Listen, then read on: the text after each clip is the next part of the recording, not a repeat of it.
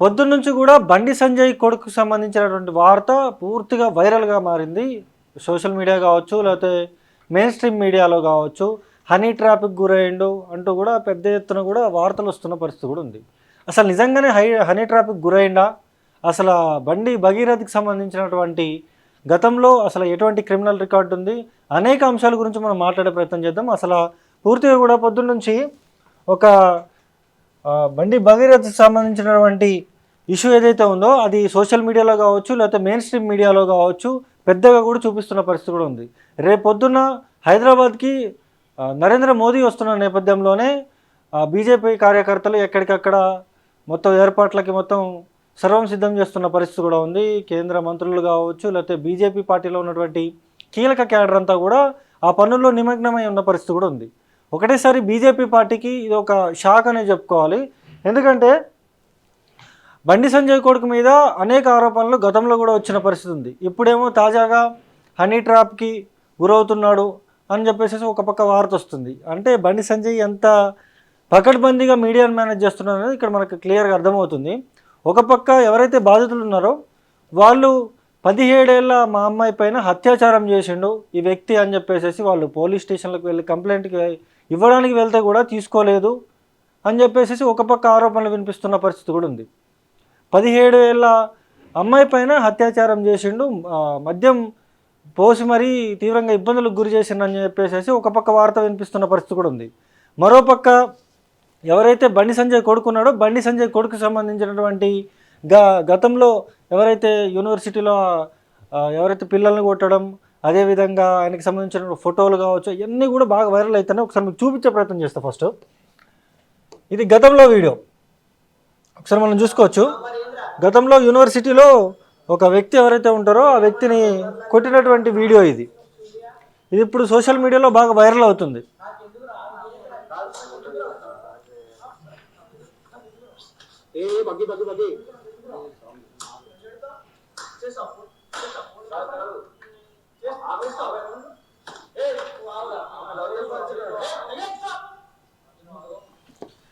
ఈ కొడుతున్నటువంటి వ్యక్తి ఎవరో మీ అందరికీ తెలుసు. ఇది గతంలో కూడా వీడియో వైరల్ అయింది. దీని మీద కూడా కేసు కూడా నమోదైన పరిస్థితి కూడా ఉంది. బండి సంజయ్ కొడుకు బండి భగీరథ్. ఇంకొక వీడియో చూపిస్తా.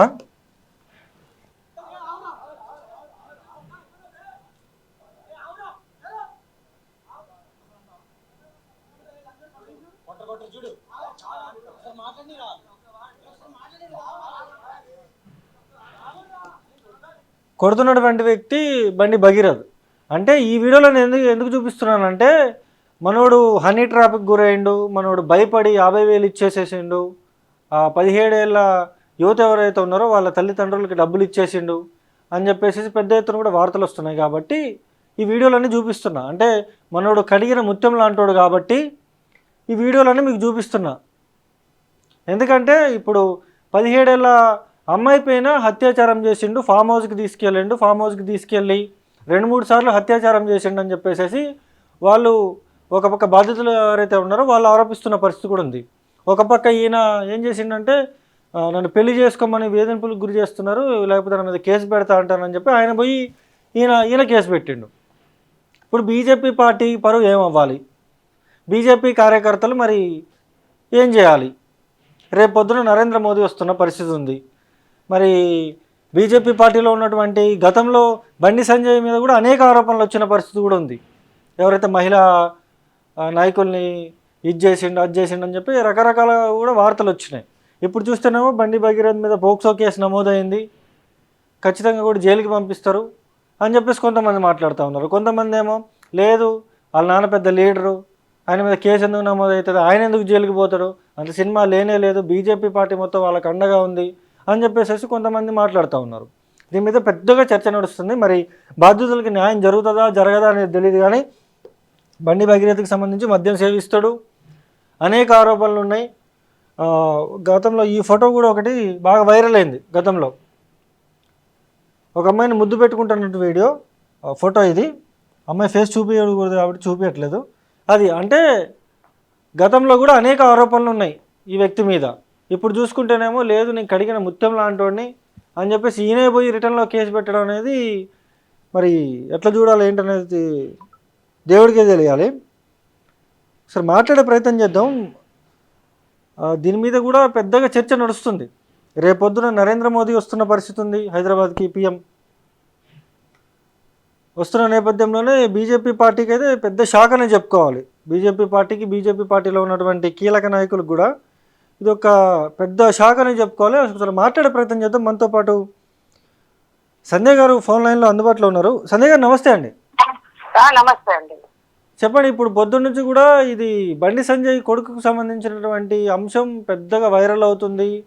గతంలో కూడా ఆ వ్యక్తి మీద ఎవరైతే యూనివర్సిటీలో విద్యార్థులను కొట్టడం, అదేవిధంగా అనేక ఆరోపణలు ఉన్నాయి. బండి సంజయ్ మీద కూడా అనేక ఆరోపణలు ఉన్నాయి. ఎట్లా చూస్తారు ఇదంతా? మీకు తెలుసు బండి సంజయ్ లైఫ్ స్టైల్ ఏంటి, ఆయన మాట తీరేంటి. ఇప్పుడు ఉదాహరణకి ఇప్పుడు వినాయక చవితి అప్పుడు పోలీసులు పర్మిషన్లు తీసుకోవాలి. ఎందుకంటే పైన వైర్లు తగిలి కొంతమంది చనిపోయారు.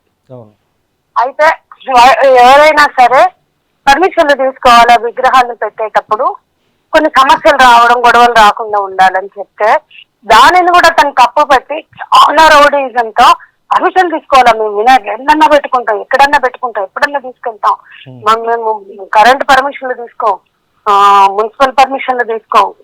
ఆయన ఒక జాతీయ స్థాయిలో మంత్రి, శాంతి భద్రతలు కాపాడవలసిన మంత్రి, అందులో హోంమంత్రి, దానికి సహకరించాల్సినటువంటి స్థాయిలో ఉన్న వ్యక్తి అసలు పోలీస్ పర్మిషన్లో మేము తీసుకోం అంటే నేనేమంటున్నా అంటే ఒక విగ్రహాన్ని 10 రోజులు పెట్టినప్పుడు సెక్యూరిటీ పోలీసులు ఇవ్వాలి కదా, ఇస్తున్నారు కదా. సో ఆ పర్మిషన్ తీసుకోవాలనే విషయం పట్ల పెట్టిన ప్రెస్ మీట్ చూడండి మీరు, అంటే వైలేషన్. అనేక సందర్భాల్లో మత విద్వేషాలు రెచ్చగొట్టడం, అనేక సందర్భాల్లో ద్వేషాన్ని ఉసుగొల్పేలాగా ప్రేరేపించేలాగా మాట్లాడడం.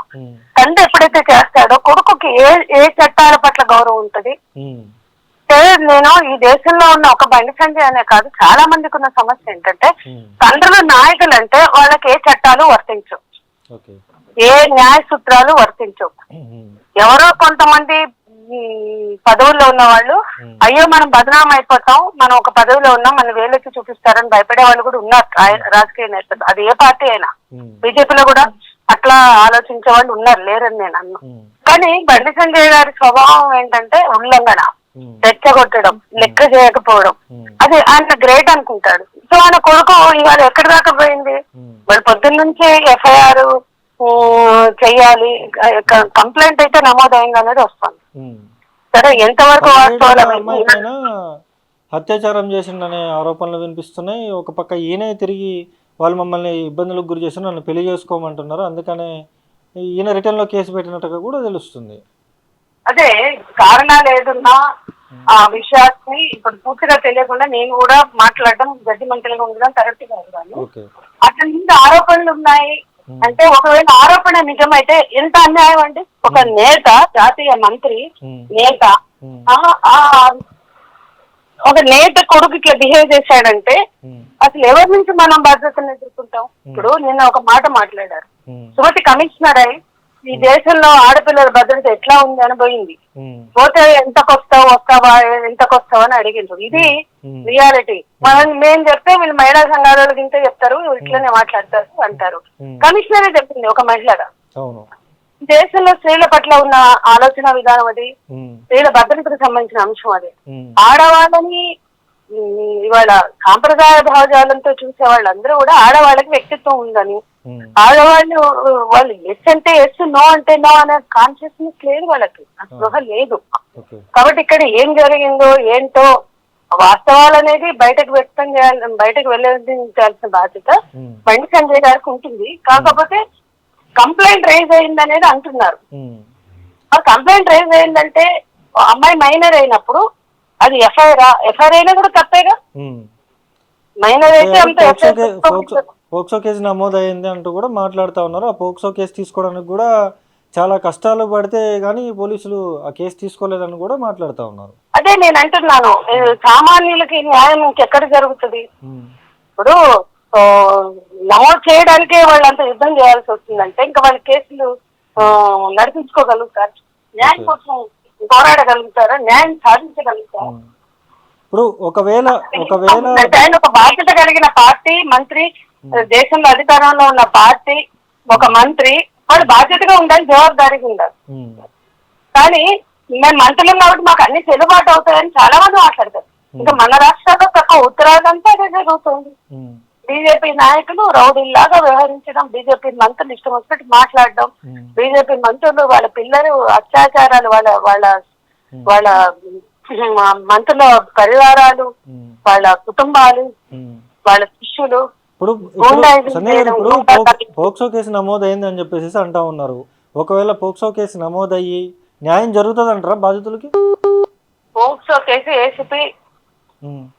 ఏసీపీ పర్యవేక్షణలో జరగాలండి. ఓకే, న్యాయం జరగకపోతే మనం ఏం చేయలేము.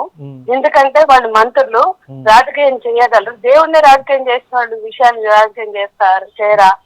కాబట్టి ఈ దేశంలో మతం అనేది వ్యక్తిగతం. ఎవరికి ఇష్టం వచ్చిన మతాన్ని వాళ్ళు ప్రేమిస్తారు, పూజిస్తారు. కానీ మతాన్ని రాజకీయం చేయడం తప్పు కదా. కానీ మతాన్నే రాజకీయం చేయగలిగిన మనుషులు ఇట్లాంటి విషయాన్ని రాజకీయం చేయరు అని నేనైతే అనుకోవట్లేదు. కానీ ఒక ఆడపిల్లకి అన్యాయం జరుగుతుంటే మాత్రం అది ఆ పార్టీలో వాళ్ళు ఆలోచించాలి. ఈ పార్టీ నేత, మన తెలంగాణలో ఇంకా కల్చర్ లేదు. ఈ పార్టీ నేత ఒక ఆడపిల్లకి అన్యాయం చేసి, అది కూడా మైనర్ గర్ల్కి పోక్సో కేసు పెడితే దాని పట్ల పార్టీ కూడా బాధ్యత వహించాలి. పార్టీ కూడా జవాబుదారీగా ఉండాలి. పార్టీ అధ్యక్షుడు ఉన్న రామచంద్రరావు గారు కూడా ఒక న్యాయవాదే. మరి ఈ విషయాన్ని ఆయన కూడా పరిశోధించాలి, వాస్తవాలను సేకరించాలి, దాన్ని బట్టి చర్యలు తీసుకోవాలి. అట్లాగే ఒక బండి చిరంజీవి కాదండి, అది బీఆర్ఎస్ నాయకుల, బీఆర్ఎస్ లో కూడా మనకి ఇట్లాంటి నాయకులు కనపడ్డారు, కాంగ్రెస్ లో కూడా ఇట్లాంటి నాయకులు కనపడ్డారు. ఏ పార్టీ అయినా ఆడపిల్లల మీద జరిగే దాడులు, అత్యాచారాలకి బాధ్యత వహించాల్సిన అవసరం ఉంది సమాజంలో జరిగే వాటికి. కానీ వాళ్లే చేస్తే, వాళ్లే కంచె చేయడం వేసినట్లుగా వాళ్లే చేస్తే ఎవరికి చెప్పుకుంటారు వాళ్ళు? అందుకని దీని పట్ల చర్య ఉండాలి. జస్టిస్ వర్మ నిర్భయ కేసు జరిగినప్పుడు, నిర్భయ ఘటన జరిగినప్పుడు నిర్భయ చట్టం వచ్చింది. నిర్భయ చట్టానికి ముందు జస్టిస్ వర్మ కమిటీ వేశారు. వర్మ కమిటీ సిఫార్సుల్లో ఆయన ఒకటి మాట్లాడతారు. బాధ్యత కలిగినటువంటి సమాజంలో బాధ్యత కలిగిన వ్యక్తులు ఎవరు? పారామిలిటరీ దళాలు, ఈ పోలీసులు, ప్రభుత్వ అధికారులు, రాజకీయ నాయకులు, అధికారంలో ఉన్న వాళ్ళు తప్పు చేస్తే సామాన్యం తప్పు చేసిన దానికన్నా మరింత సీరియస్ గా తీసుకోవాలి. ఎందుకంటే నేరం తప్పిపుచ్చుకోగలిగిన వాళ్ళు, నేరాన్ని మేనేజ్ చేయగలిగిన వాళ్ళు, పరపతి కలిగిన వాళ్ళు ఏ చట్టం, ఏ నేరం, ఏ ఉల్లంఘన జరిగినా కూడా తాము మేనేజ్ చేసుకోగలుగుతామన్న ఒక అధికారం ఉంటే, పవర్ ఉన్నప్పుడు చేస్తారు. కాబట్టి వాళ్ళకి కఠిన శిక్షలు ఉండాలా.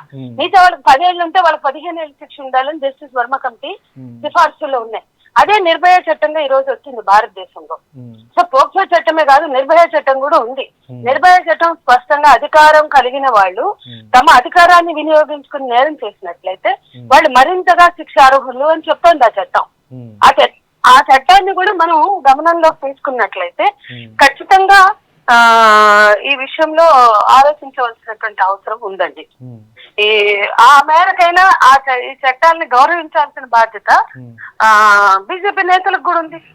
అట్లాగే ఈ రాష్ట్రంలో అధికారంలో ఎవరున్నా కూడా ఇటువంటి విషయాలను సీరియస్ గా తీసుకోవాలి. నిన్నగా